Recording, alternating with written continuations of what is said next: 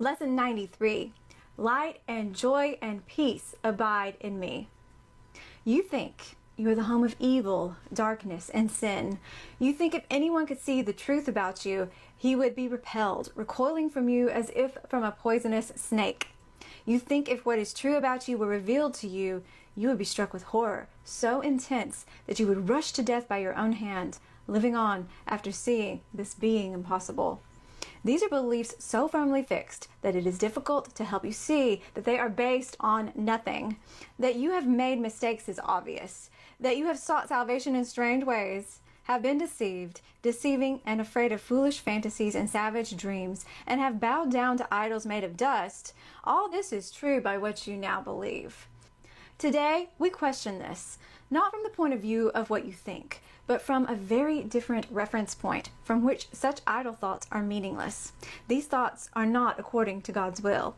These weird beliefs He does not share with you. This is enough to prove that they are wrong, but you do not perceive that this is so. Why would you not be overjoyed to be assured that all the evil that you think you did was never done? That all your sins are nothing, that you are as pure and holy as you were created, and that light and joy and peace abide in you. Your image of yourself cannot withstand the will of God. You think that this is death, but it is life. You think you are destroyed, but you are saved. The self you made is not the Son of God. Therefore, this self does not exist at all, and anything it seems to do and think means nothing. It is neither bad nor good. It is unreal, and nothing more than that.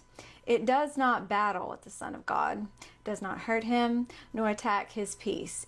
It has not changed creation, nor reduced eternal sinlessness to sin and love to hate. What power can this self you made possess when it would contradict the will of God? Your sinlessness is guaranteed by God. Over and over, this must be repeated until it is accepted. It is true. Your sinlessness is guaranteed by God. Nothing can touch it or change what God has created as eternal. The self you made, evil and full of sin, is meaningless. Your sinlessness is guaranteed by God, and light and joy and peace abide in you. Salvation requires the acceptance of but one thought. You are as God created you, not what you made of yourself. Whatever evil you may think you did, you are as God created you. Whatever mistakes you made, the truth about you is unchanged. Creation is eternal and unalterable. Your sinless is guaranteed by God. You are and will forever be exactly as you were created. Light and joy and peace abide in you because God put them there. In our longer exercise periods today, which would be most profitable if done for the first 5 minutes of every waking hour, begin by stating the truth about your creation. Light and joy and peace abide within me. My sinlessness is guaranteed by God. Then put away your foolish self-images and spend the rest of the practice period in trying to experience what God has given you in place of what you have decreed for yourself. You are what God created, or what you made. One self is true, the other's not there. Try to experience the unity of your one self. Try to appreciate its holiness and the love from which it was created. Try not to interfere with the self which God created as you by hiding its majesty behind the tiny idols of evil and sinfulness you have made to replace it. Let it come into its own. Here you are. This is you, and light and joy and peace abide in you because this is so. You may not be willing or even able to use the first 5 minutes of each hour for these exercises. Try, however, to do so when you can. At least remember to repeat these thoughts each hour. Light and joy and peace abide in me. My sinlessness is guaranteed by God. Then try to devote at least a minute or so to closing your eyes and realizing that this is a statement of the truth about you. If a situation arises that seems to be disturbing, quickly dispel the illusion of fear by repeating these thoughts again. Should you be tempted to become angry with someone, Tell him silently, light and joy and peace abide in you. Your sinlessness is guaranteed by God. You can do much for the world's salvation today. You can do much today to bring you closer to the part in salvation that God has assigned to you.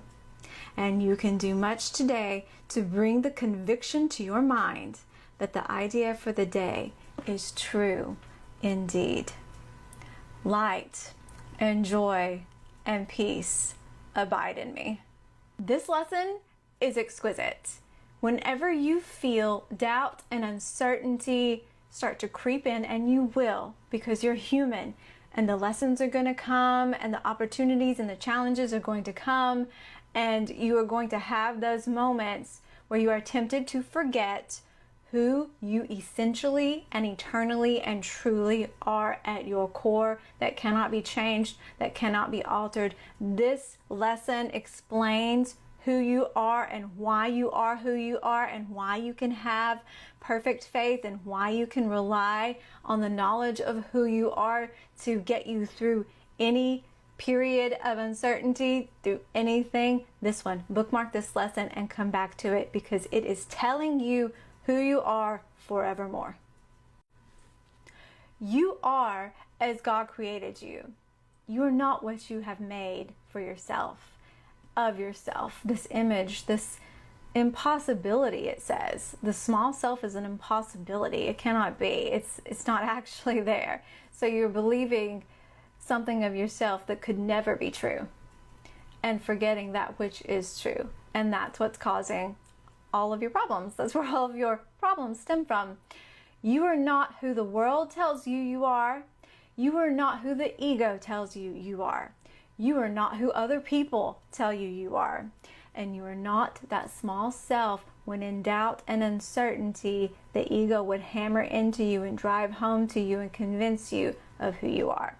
You're not that. You remain eternally who God created you to be. These lessons always meet us exactly where we are. That is why I love A Course in Miracles. That is why I love the workbook, the universal application of these principles. I have a story for you. My birthday was a couple of days ago, and I was having lunch and coffee with a friend. And we were talking about getting older. We were talking about what we're doing. We were catching up. And no offense to her, I love her, and this is not personal to her, but she said, "Do you even know who you are?"